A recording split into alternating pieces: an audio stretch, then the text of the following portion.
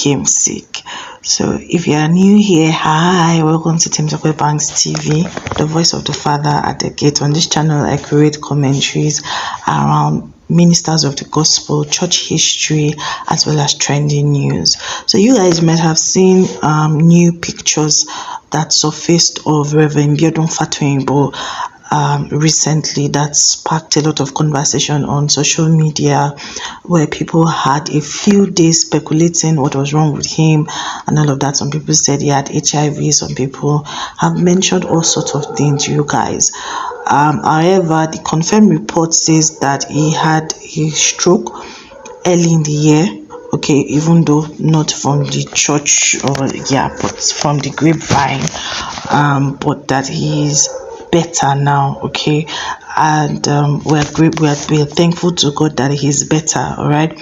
But that being said, we all can learn, okay. I always tell you guys on this channel, we're people of grace and mercy, all right, but would always learn from the lives of people, okay, from the lives of men.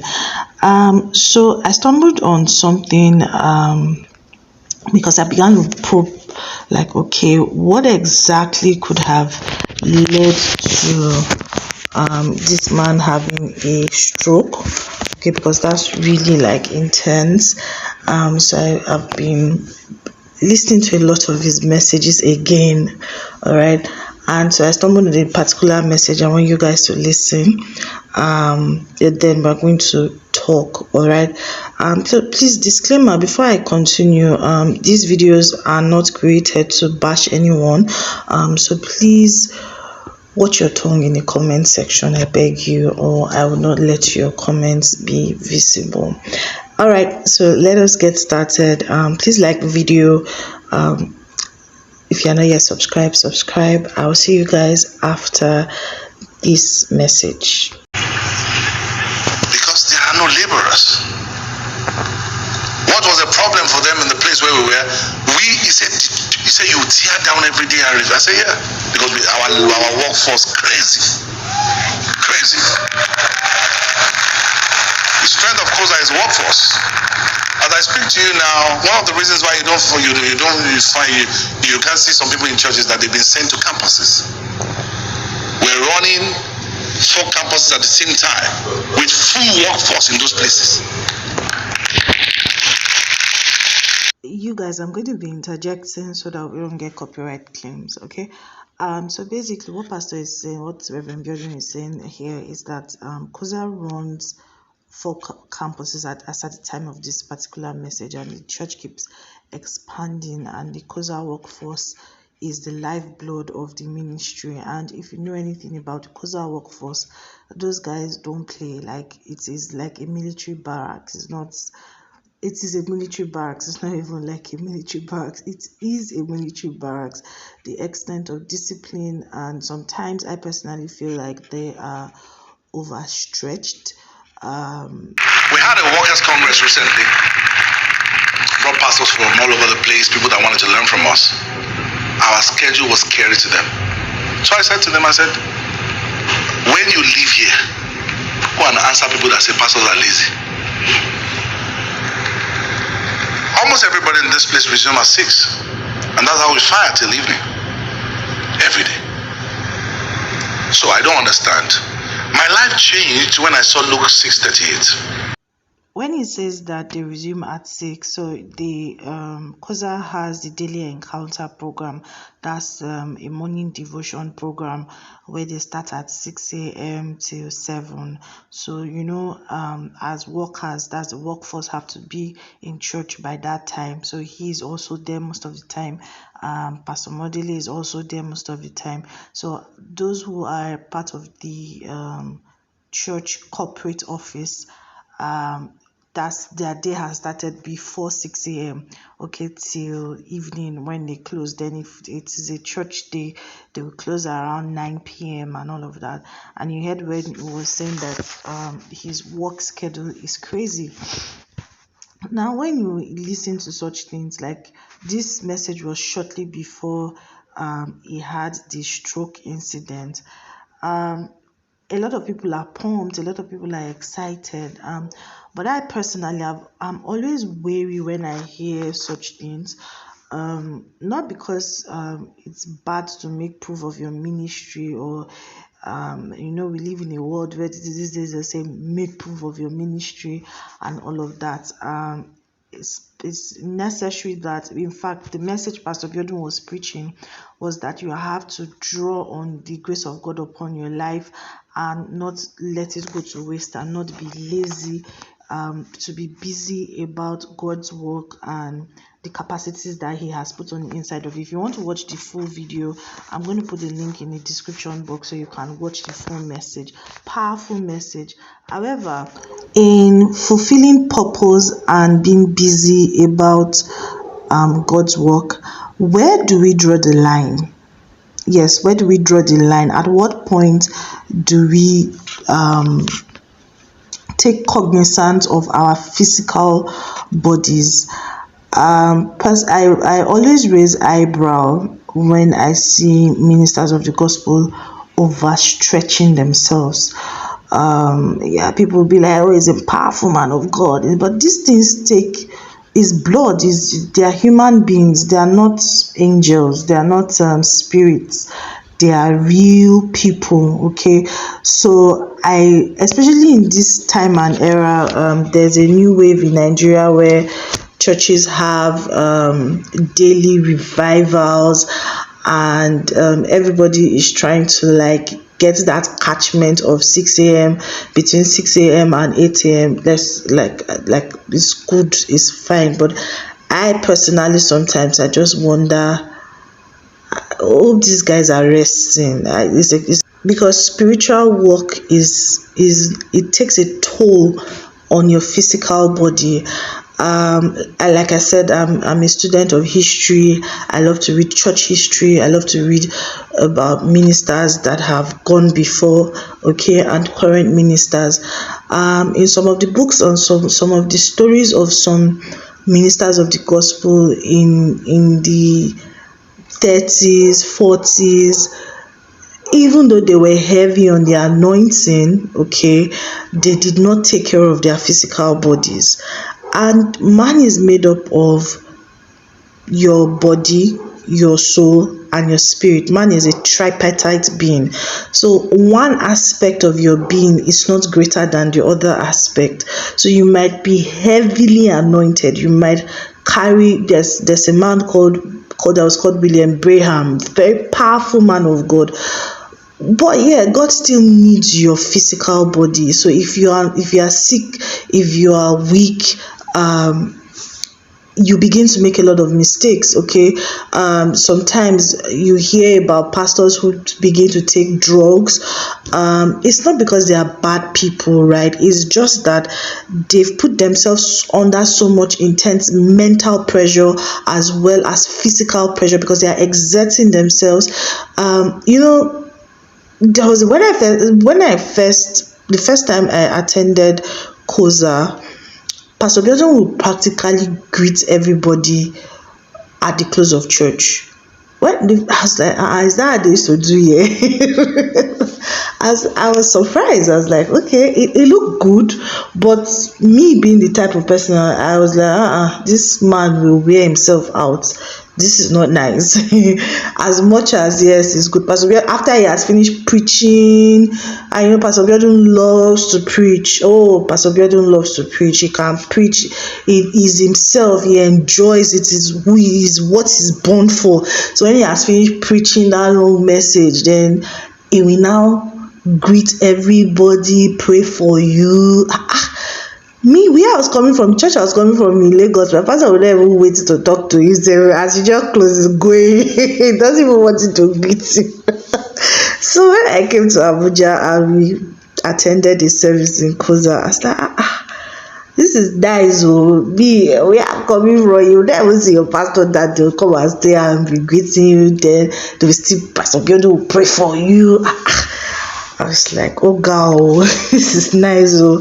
But it's stressful. The human body is what it is. It is what it is.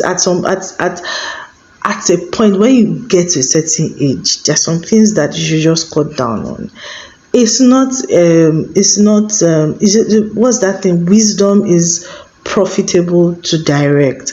It's just what it is to walk in wisdom. Sometimes, like my mother would say, do you want to take over the whole world? I understand the part about proving one's ministry, okay, because ministry these days in Nigeria is very competitive. Like pastors are always on the edge, always looking for something cutting edge to, all the things that goes on. But at the same time, people have to be conscious of their physical bodies, okay, because God needs. I remember a long time ago, Joel Austin, he made mention of the fact that he doesn't accept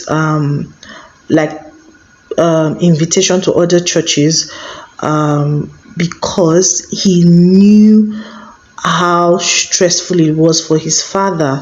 So what they used to do is they used to have is it hand of hope? I've forgotten what they call that thing, where they have like tours in different cities in America. So and the entire family would travel because if you are familiar with pastors and ministers, they're always traveling. Sometimes they don't even take care of their own families, okay, so that's why you have a lot of pastors' children that there's a disconnect because daddy is doing for the whole world and forgetting the people at home.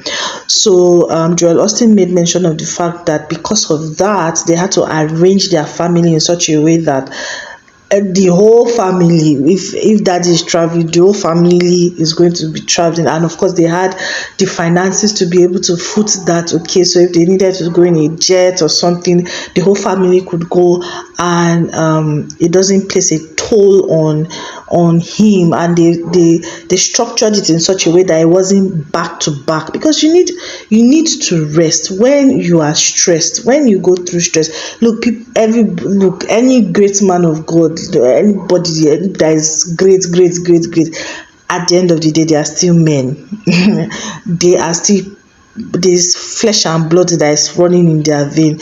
As they go through the stress, maybe that's the time that one girl just comes, that that stress, it comes with a lot of things. That's why I laugh when people I'm all for respecting your pastors and all of that, but to stop putting people on a pedestal. Recognize people for what it is. People are people. That is what it is. So when people are like, oh, I expected more from this person, no, what are you talking about? These are human beings, okay? The fact that you decide to place them somewhere doesn't mean that they don't have everyday experiences as the next person. So with stress comes a lot of things. You see some pastors falling into adultery and all manner of things, not because they planned it.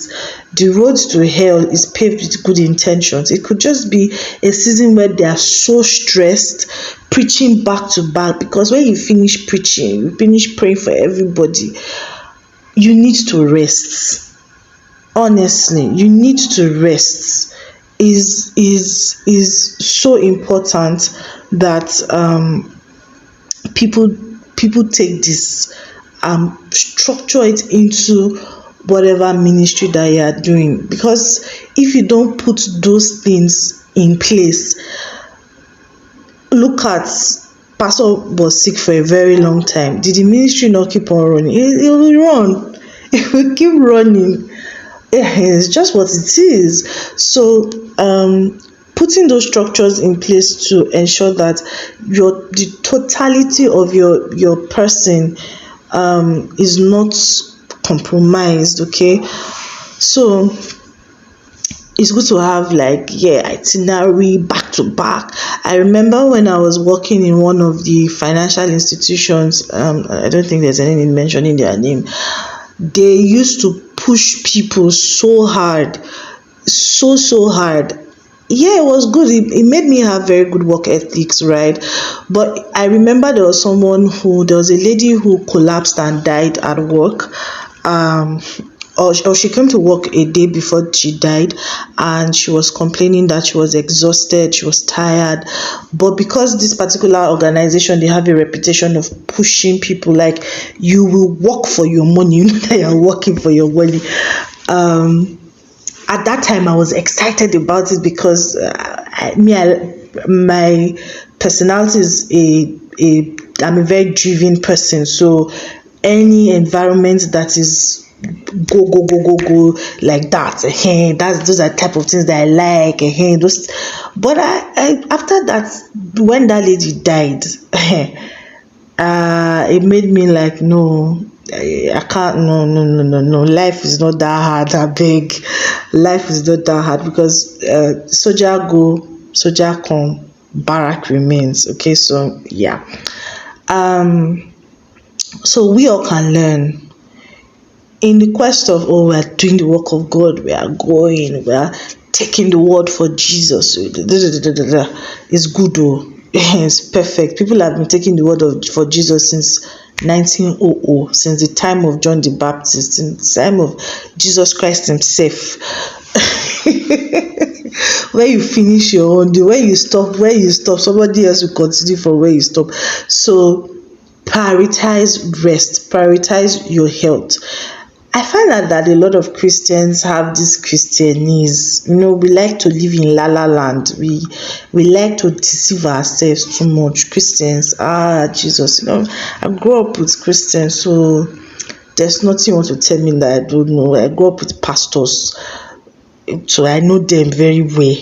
There's somebody that I knew that she would drink Coke. Oh, when she finished drinking the Coke, she will now be speaking word of faith that, oh, diabetes cannot stay in my body. You're just deceiving yourself. Don't be deceiving yourself. So, Christians like to, there's a word I'm looking for, but I can't find out. They like to deceive themselves when they say, I'm standing on the word of God. Okay, my grandmom, I'm always referring to my grandmom. She will say that if you see a moving train, you don't go and stand in the middle of the moving train and say you are speaking the word of God. The train will kill you. So last, at the end of the day, pay attention to your health. If you need to do medical checkups, and this is not just about pastors, every single person, go and check your know the status of your health, know the type of things you should be eating, getting rest. You cannot finish everything in this world. That's just the truth. Excuse me, you can't. Where you stopped, another person will start from there. 1 year I followed my mom for a particular ministers conference for pastors' wives. So because I was very young, they didn't used to allow me to sit down inside, so I would sit outside. So there was a particular guy that was like, wow, that redemption camp is Mommy Adeboye that organizes it. Redemption camp is the biggest camp that has ever nobody will be able to pass. And I said no, that there was a time that Archbishop Benson Idahosa built the largest cathedral. The church was one of the top 10 churches. Faith Arena, that's my home church, that's where I grew up in. It was one of the top 10 churches in the world. And somebody else came. Papa died. As great as Papa was, he died. His assignment ended. Bishop Oyedepo built another one bigger than that. And in our time, we're still alive. Pastor Paul Eneche has built something bigger. Bishop David Ibiome, they are building another one that will be bigger than the one in Paul Eneche. Do you see where I'm going? So, I told that man, then as at that time there was no Dunamis, Glory Dome, there was no any of these new ones. I was like, life is a continuum. The glory of God cannot stop in one person. There will always be something bigger. There will always be something massive. There will always be something that you've never seen before. So at the end of the day, we will all fulfill our own path. I remember hearing Joyce Meyer saying that she makes a conscious effort to just take care of her health. She has had different scares, okay? She has had cancer scares. She has had, I think she's even had cancer where she had to go through chemotherapy and all of that.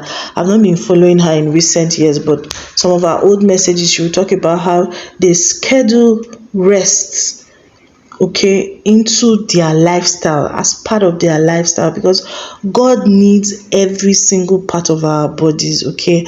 And sometimes I think a lot of things has to do with the personality of individuals. This cowboy mentality, and drive, just be a driver, almost like a slave driver.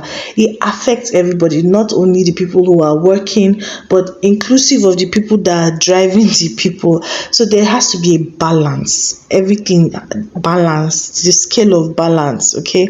The scale of balance. All right. Yeah, anyway, share with me your thoughts.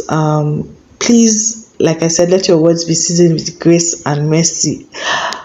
I find that a lot of people have been coming to say different things. Look, this channel is not like, I know you are used to channels that they bash pastors. That's not the purpose of this channel. Here by people of grace and mercy. All right. So share with me your thoughts. Share with me, are you going to take your health seriously? Once you are over 40, even from 30, is important. If you have a sedentary lifestyle, find a way to be active. Go for walks. Reduce your salt intake. Begin to, some things that we say is enjoyment, because like in the message, I'm going to put that message Pastor Biodun was preaching, is just poverty, because maybe you were deprived of certain things. You now feel like, it's my turn to just yari, let me yari and yari finish. Please take care of your health. God needs your body, God needs your mind, and God needs your spirit. Thank you so much, guys. I'm going to end this video here, and I will see you guys in my next one. Remember to give this video a thumbs up. If you are not yet subscribed to the channel. I'll see you in my next one. Bye.